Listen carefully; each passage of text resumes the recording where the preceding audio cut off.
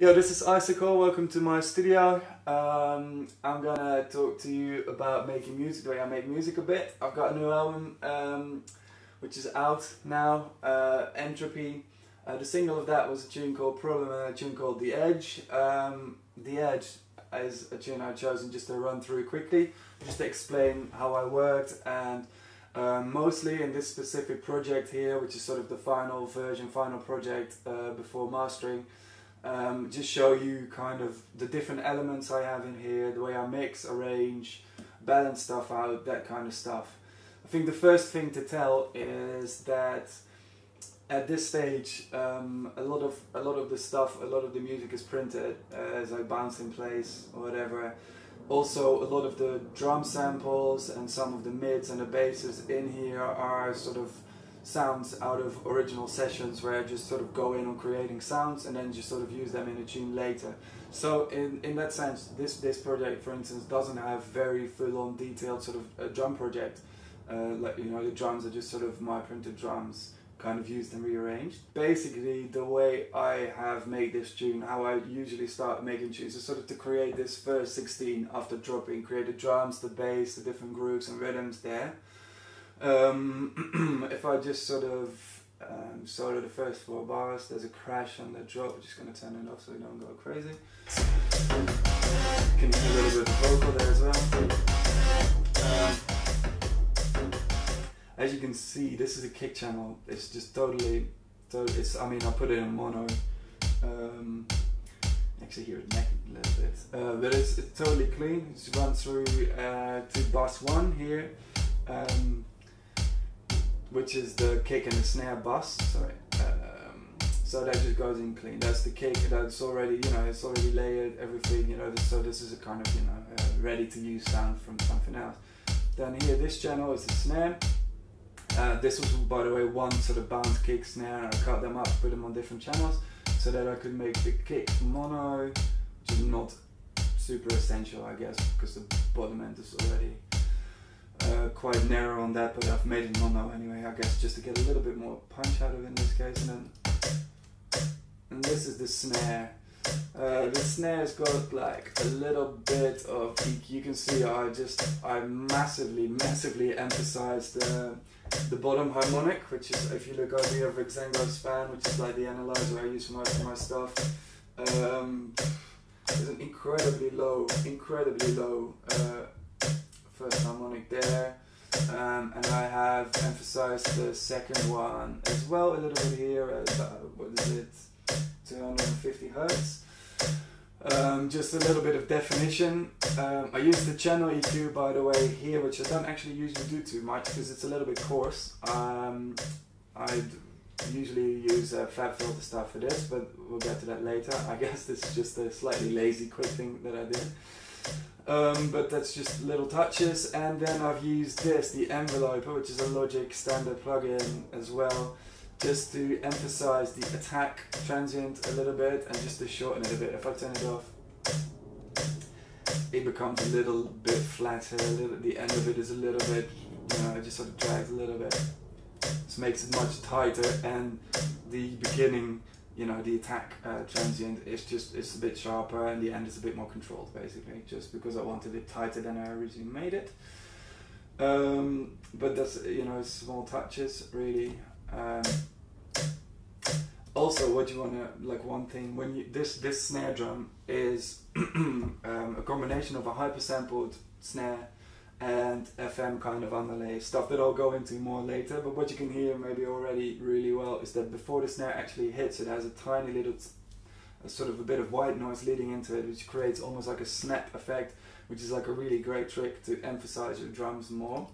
I'm guessing, you know, if you go into here, into the wave, into the audio, you can see that it has a slightly, this is where it properly hits, but it has like a few milliseconds of coming into it, and that gives it an extra snap. It's sort of like tricking your brain into thinking there's much more of an attack than there is.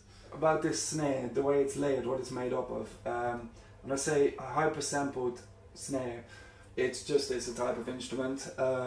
My preferred one is Addictive Drums. A lot of people use Superior Drummer as well, also good, or there's other ones. So this is like an overlay of Addictive Drums. It's printed, unfortunately, so again I can't really see how much it really does. But if you sort of play this, you know, we have the kick snare, just loud kind of techy stuff.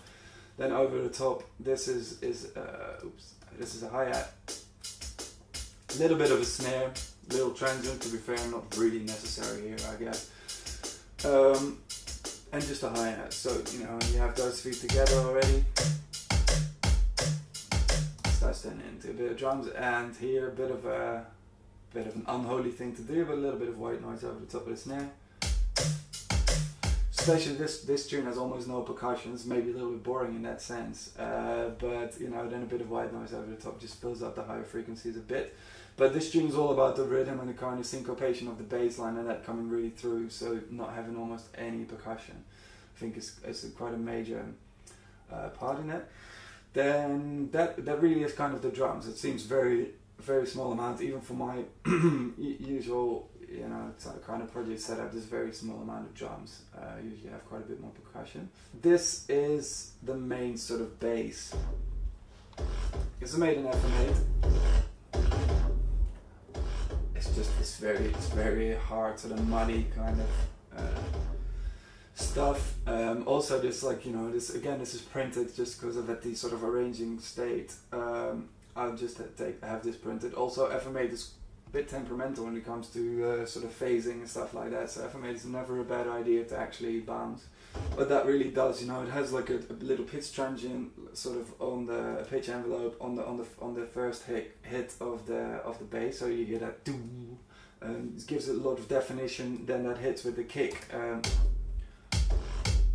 just to kind of really make it come out. Now, one thing, basically, what I've done here, like making sort of your sub and your kick work together and have energy, obviously is always important. So I have this here, then there is a very simple, massive sort of setup with a similar kind of articulation. It's a very simple sound, just almost like a square wave, but with a pitch envelope at the beginning as well, so it has that attack. Together that sort of has bass and some layer, some sort of layered mids, and the kick. So, you know, that sort of all hits in time. You've got to make sure that when you put little pitch envelopes on your sub, that they're not too heavy or interfering with the kick, that they complement it. I've layered sort of those kicks, the bass hits here with a tom, just to kind of give it that extra bit of articulation.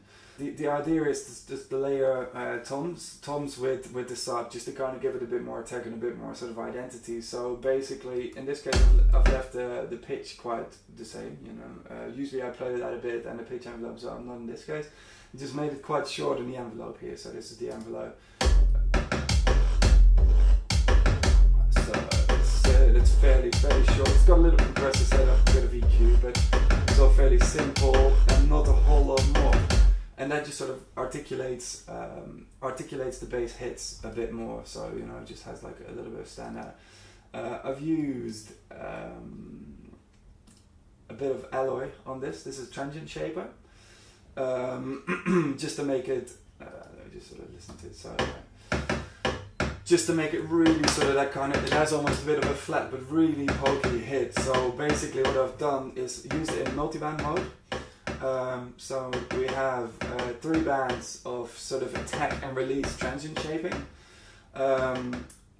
Especially what's, I think, you know, important to note here is that the attack for the mid band is very high up. So we don't do that. It's much flatter. It makes it really poppy, sort of like it pops, like that kind of sort of mid frequency. And then the highs are totally out.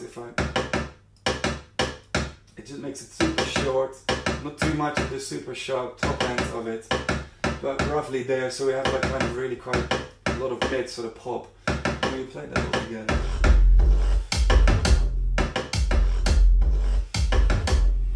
So it just sort of so it articulates the bass more. It's just an extra layer basically. Now in this case we've got like these 2 massive patches, probably very standard type patches, and it's like a little articulated kind of noise. You just see, yeah, it's kind of a saw, almost unedited, a bit of high pass. Oh no, it's not even new.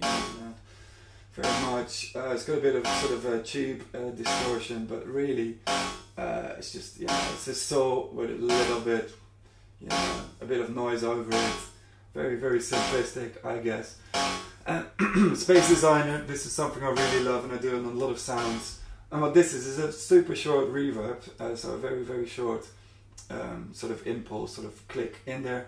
It's gated, so it cuts down quite hard. If I turn it off,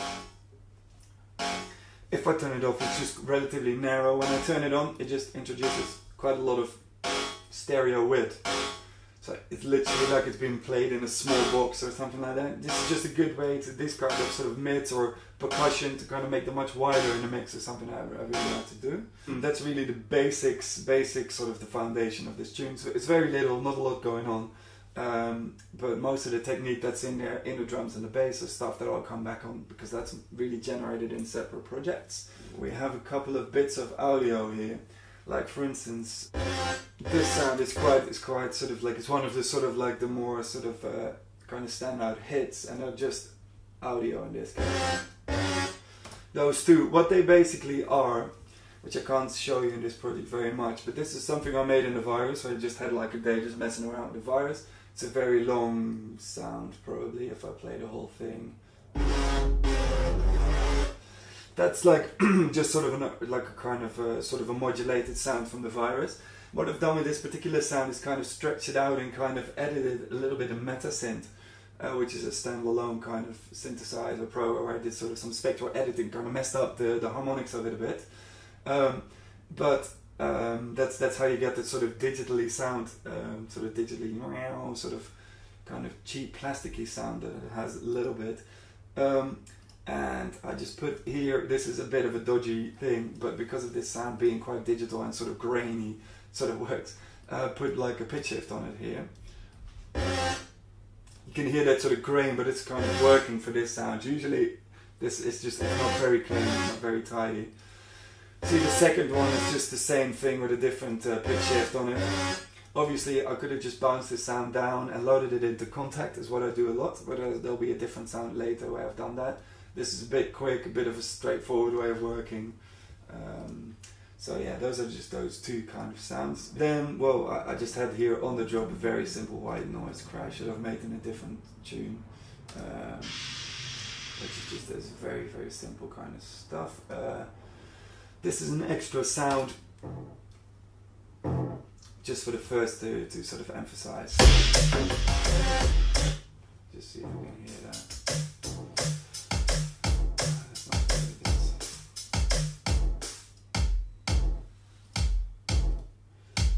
So if I play that, extra articulation for the first one is also, it's a sound. What I tend to do a lot is when I'm working, when I'm making sort of parts, especially tunes that I don't really finish, I just sort of bounce down some of the mids, some of the bass, some of the drums, just have a massive folder of all my own stuff, little loops or things. This is something that came out of something like that. This is a sort of a little bass articulation that I've made before, or just, oops, just sort of just use that first part. It's just, you know, you can see it's like a little bit low cut, a bit of that Space Designer, just to widen it up, just so there's a bit of stereo, interesting stuff going on. It is just, this is a Fat Filter Twin, which is a really nice little simple kind of 3 oscillator subtractive synth, which I do tend to use quite a bit, especially for kind of like a little bit sort of old schooly kind of sounding stuff. This is just something pretty aggressive. You can see 2 square waves, very filtered, with a little bit of filter envelope sort of going on there, but not that much actually. So there we are. What really sort of makes this sound this aggressive is Trash here, which is a great sort of multiband distortion plugin, which I use a lot. What you can do is distort this sound sort of on different bands in different ways, which is a very useful kind of way of working. Now, for instance, if I just loop this a bit, we'll go nuts from hearing it a lot. But if I turn it completely to original, you can. This is a sound without any distortion. Now, very often when you do this kind of, when you distort this kind of stuff, you don't want to distort the low end because you just make it very nasty. You can see you get a lot of sort of fallback like nastiness, and you know, you just want to keep like your lows, especially when it's mids or like more kind of bassline stuff. You just want to keep this untouched. So in this case as well, there is no distortion whatsoever underneath 138. That's even quite low. It probably could be quite a lot higher. The distortion that I've chosen here for the mid band is a heavy one, hard limiting. You know, just driven really hard, kind of taking it back a little bit in the mix here, and just solo it. I'll just give it loads more sort of nicely, sort of mid, the top end. Just solo top band. This has got also just something quite nasty. You just hear it does quite a lot, basically. So, you know, in this case, then we have a little convolution again here. So this is like a page that it has quite similar to the way the reverb works that I was using, sort of the convolution. So it has these sort of impulses. I use this type. It's an old school, it's what it's called, so it's just basically full of impulses that you can just sort of model your sound with. Probably be relatively, I've mixed it in quite lightly, you know, it just takes the edge off quite a bit, you know, it's nice. Dynamics are on here, a little bit of limiting also, you know, not very special. A little bit of space design here just to make it a bit more wider, but that's quite a general approach that I use to sort of like liven up sounds, make them a bit sharper, just trash, maybe a bit of, you know, like short reverb, maybe some modulation, but that might get to that later. I would imagine this is like something like Razor and Reactor, also again unfortunately printed. What's sort of interesting to show at a project that's at this stage where everything's sort of, you know, just being finalized and just sort of getting ready for mixing and finalizing. I have a couple of buses. In this case I have a kick snare bus. Just useful to have, especially with some sidechaining and stuff like that.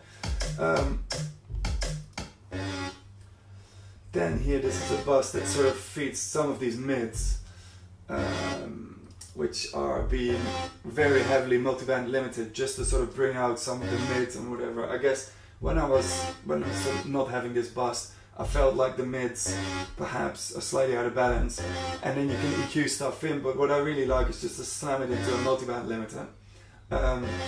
Just so that it just sort of it just brings out the most of every band. It just limits every band, kind of brings your whole EQ spectrum to quite a nice sort of steady level, and it's kind of like a dynamic way of EQing.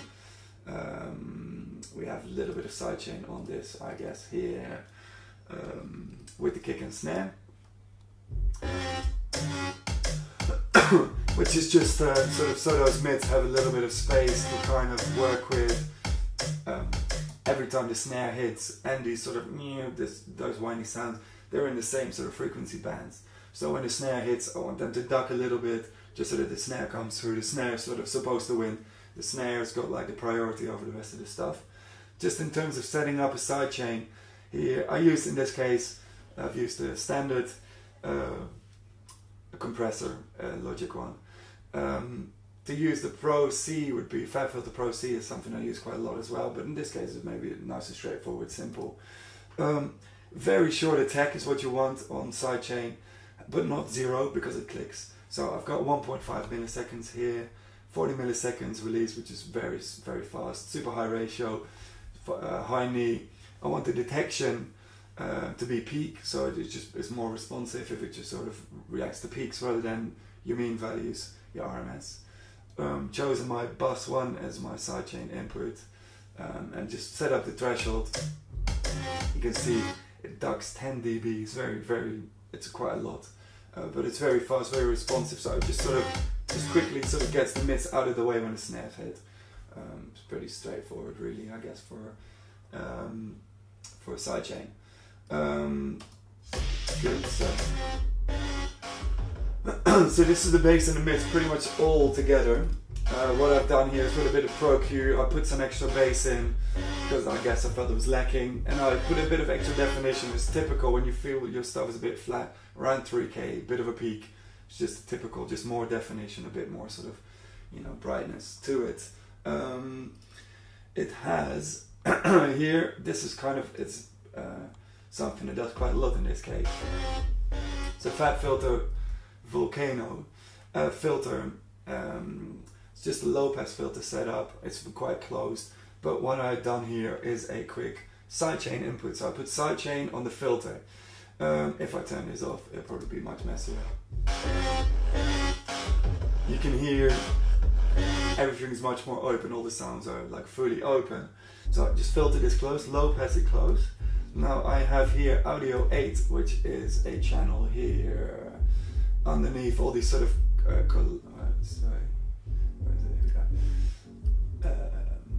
underneath all these collage kind of sounds. I have this, which are just sort of some of these sounds. It's a channel that has actually no output, does nothing apart from feed this filter. So here sidechain is audio 8. These different sounds. Basically I set up here an envelope follower. This follows the envelope of these sounds. So these sounds are just sort of like peaky things, whatever. Are like opening this filter up. So every time I hit something here with these sort of attack release parameters, it opens up the filter over the entire bass mix bus. Now when I turn it off, it's all a little bit sort of more nasty. When I turn it on, you can see, so every time there's sound here, it opens up, especially in these gaps, it closes quite a lot. And why I've done that mostly is just to tighten it up, clean it up a bit. It fully opens, so the full sounds are still there, but in between, sort of where it really articulates, it goes down, it rounds it off, takes off some of the nasty kind of edges and sort of gritty bits, and yeah, just sort of tightens and cleans my bass bus. Going to the bass, we have here another little bit of trash. Very similar kind of stuff as what I was describing first. Oh, it's just a tiny bit of warming up. I can see here just literally a little bit of distortion, a little bit of convolution. If I just adds a tiny bit of width here in the convolution page, and the trash itself, just it's like, when you can see here, it's very low drive. And it's not a very dramatic, it's a saturation setting, so not a very dramatic, if you can see here at the curve, not a very dramatic distortion. It's a small touch and not even very essential, I think. Lastly, on that sort of bus, quite simply, there is a bit of limiting. Now I have to admit, these settings here are not the most ideal when I look at them now. What they do though is let through little attack transients, how I usually limit my drums, but that's something I've got there set up much more clearly. It's just a little bit of limiting. So it just gets everything level, so this is really just to get everything leveled, everything at the same sort of volumes. So that basically is like a drum bus, a bass bus, just the majority of this track. These are two sounds, those two sounds that I have here, which are just that particular sort of articulation that hits the snare. It's really sort of comes off the toms with the kick and the syncopation there, sort of really sort of lifts that up there. Now I've got two samples together making this sound, and I've obviously wanted to make them gel much more, so I've used the L3 multiband limiter just to squash them together, fill out sort of, you know, these bands, and kind of like what I was saying before, it's just that active kind of EQing, dynamic EQing, sort of when there's the space, it just sort of, it pulls out a certain band a lot and just sort of just makes everything in the frequency spectrum quite level. Let's see, it's a little bit of alloy again on here just to articulate the beginning of that. It's just the same as I've done before. Limited them together again, and that's the reverb that you can hear. It just has its you know, just together reverb. It's also quite a gated short, relatively short reverb, because it's a sound that has quite a lot of body. Don't want this to bleed over the mix, just needs a tiny little bit just to fill the space. As minimal as a tune this is, just a little bit of extra some stuff. It's a bit of a boring bus, to be honest. And then these two sounds that I had, obviously, if I mute this bus,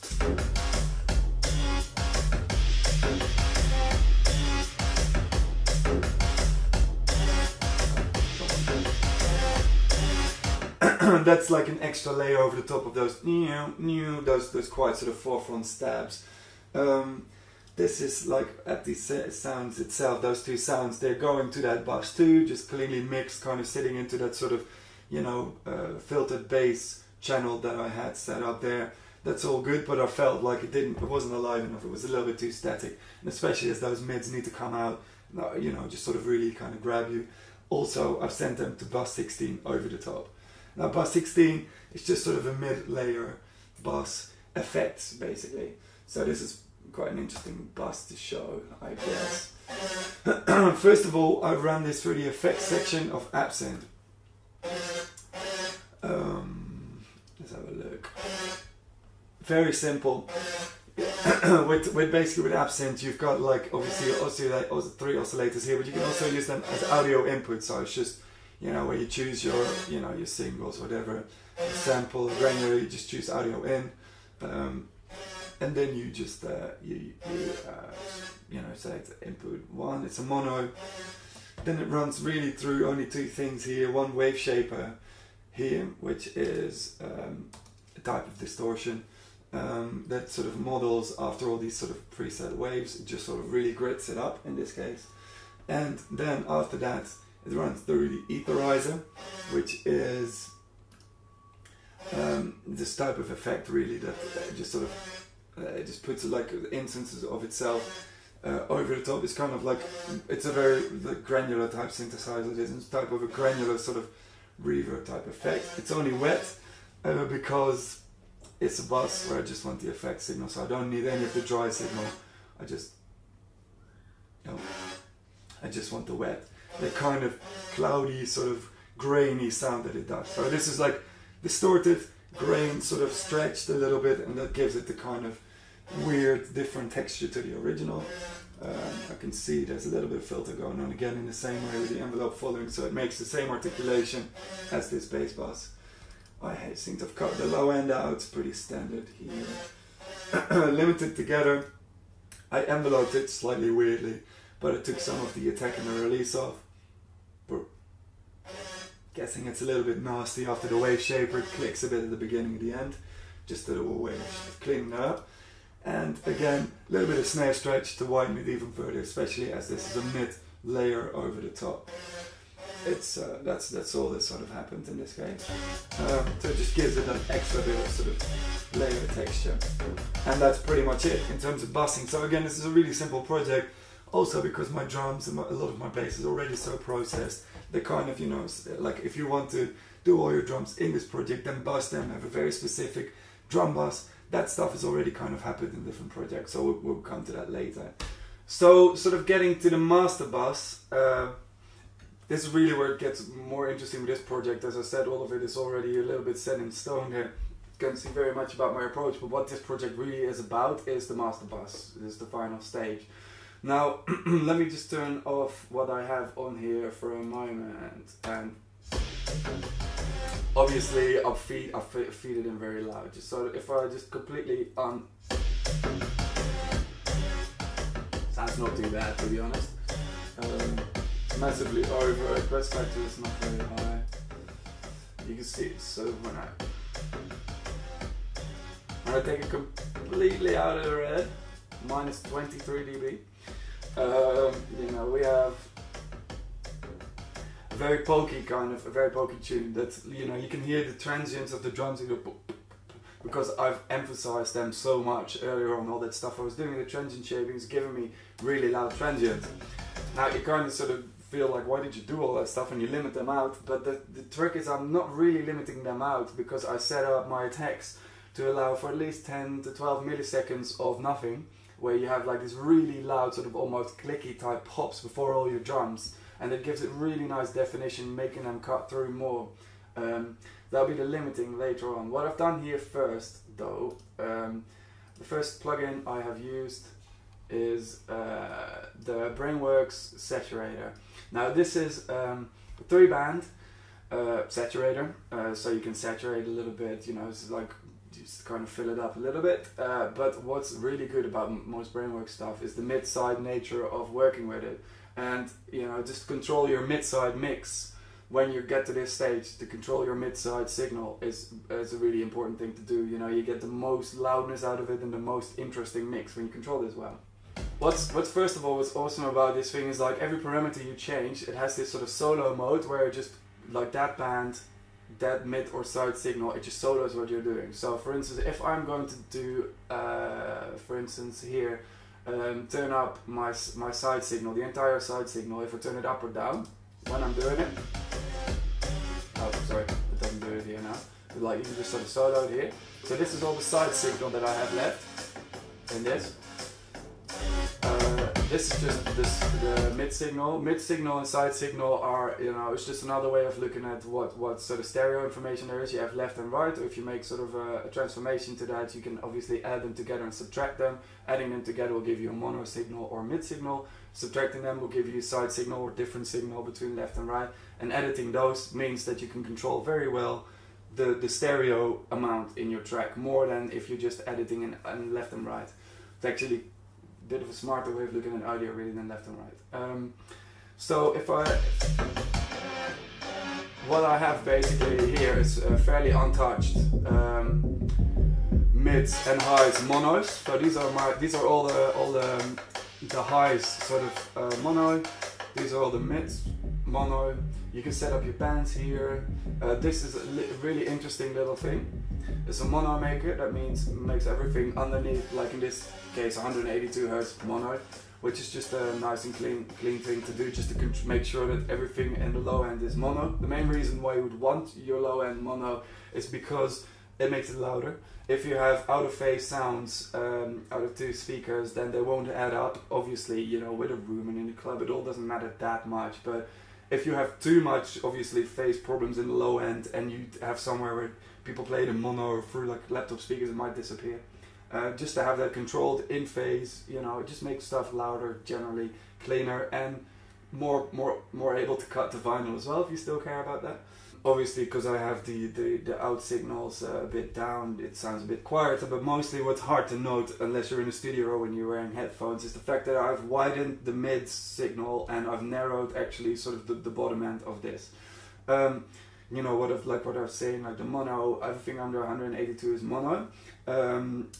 Then my mono signal is just quite boring as it is, whatever. But this is where it sort of all went. Now, when you look at the sort of the analyzer as well, I just want to make sure, even this is quite a lot of sort of side mid energy, but this is just a really good thing to do at this stage. You look at your side signal, you look at it at a good analyzer. I use Voxengo Span, it's free and it's nice and detailed, so it's great. Now I have here distorted and sort of driven sort of both of these bands a little bit. For instance, if I just take this down now you can see, for instance, all my sides, sort of kind of that mid band, everything between, what is it, 200 and a bit and 3-4K, just disappeared out of my side signal. You can mix that in a little bit, what you want. You can really hear when you sit in front of the speakers where I'm sitting as well, that it's a very wide signal, it's very stereo. So you want to kind of, you know, you want to put that in. It's very modern as well these days to have a really wide kind of signal, but you don't want to overdo it too much. The tops as well, they're quite a bit up basically from what it was. So what this does, I've made sure that I have no weird rumbling, out of phase sounds, anything like that, because there's just nothing in the low end. My mids are a bit lower than the rest, so that there's, for instance, on the snare, some of those mids, there's interesting mids going on, but it's not out of control. And then my tops are even more emphasized, so the percussion and top end of the mids just nice and wide without messing up the mix down too much. It's just a good thing to do, basically. Now I know that my side signal is controlled. That's just one thing to do, I think, at this stage. Secondly, what I do a lot is just when you're working, when you make a tune, you know, just your final balance. You know, you always miss out on bands, especially when you're working. You get really into it and you sort of think after, well, I should have had more tops, or this kind of frequency bands I'm missing. You can go into all your individual sounds, edit them, get the balance better. It's probably the best way to work, which takes a lot of time. I just sort of put on a master EQ. So in this case, the way I do this master EQ, so how I set it up, it's off now. I look at my balance, and to be fair, this is quite a good balance. I have here, if you can see it, a bit of sellotape and a marker line of my ideal curve, which is sort of the remnant of me mixing down my album.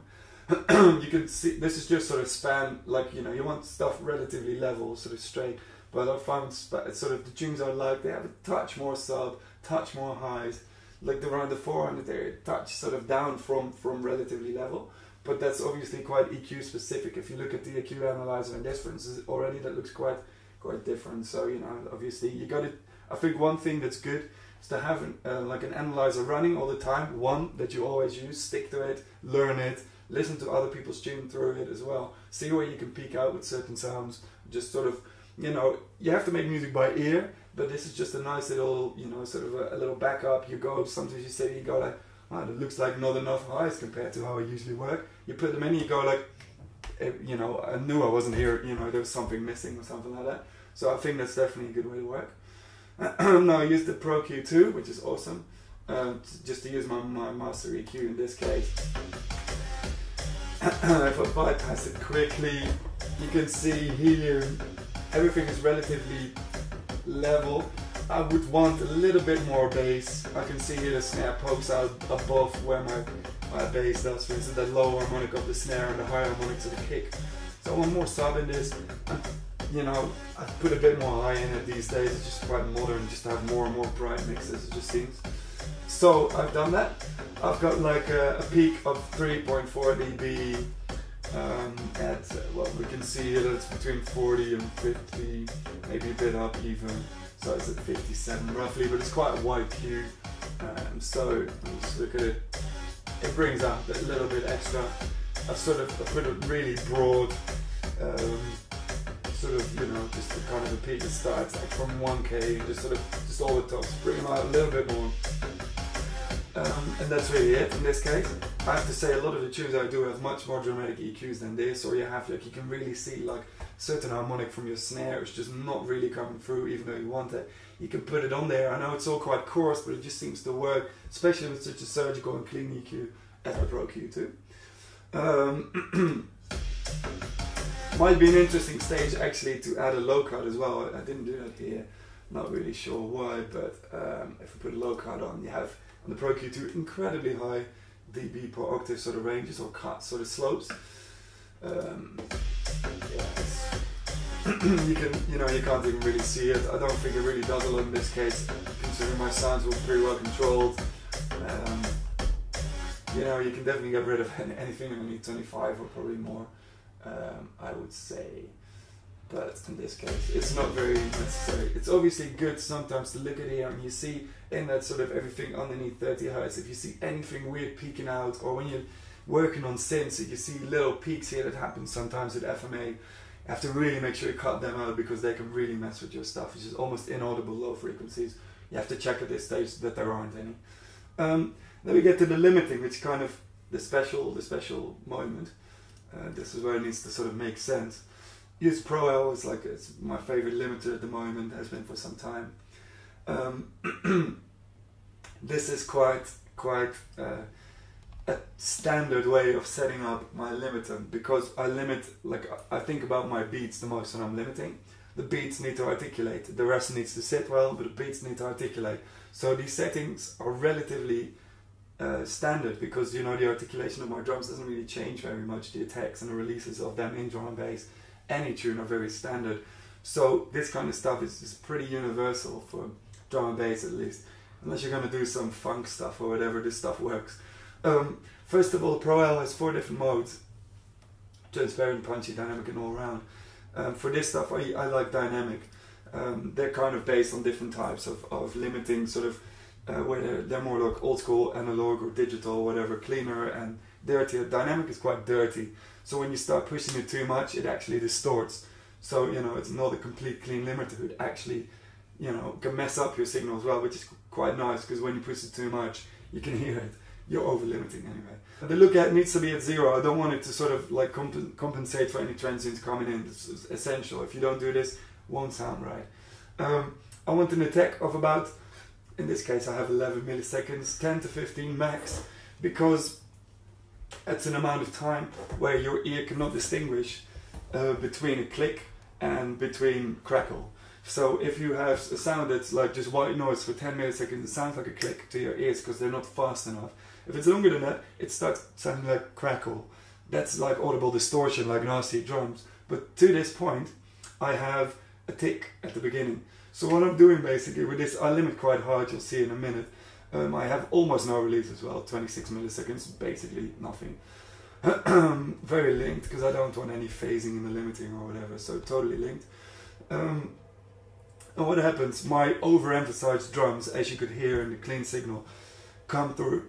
They hit the limiter, the first bit of the drum is just almost a distorted tick. It's not limited, it just comes through, it ticks, and then it controls everything quite nicely, so there is no audible distortion, you have a controlled signal. This just is a kind of a way of just preserving your transients that I've found to work really nicely to keep, you know, to use ridiculous gain reductions on limiting, but not have that over limited, unarticulated, flat limiting sound. So this is really quite dramatic, I have to say, but this song also, it has not constant subs, so it has gaps in between, has almost no percussion. It's really sort of built on that boom boom boom at the beginning, some space, wing. So it is quite a dynamic tune, and that's obviously harder to limit. You can see here that it really only catches, it always comes back to zero though in those quieter bits. It really catches on the drums mostly, it's back very quickly. It leaves the text or a definition, but it just squashes the rest, so it's just as loud as possible.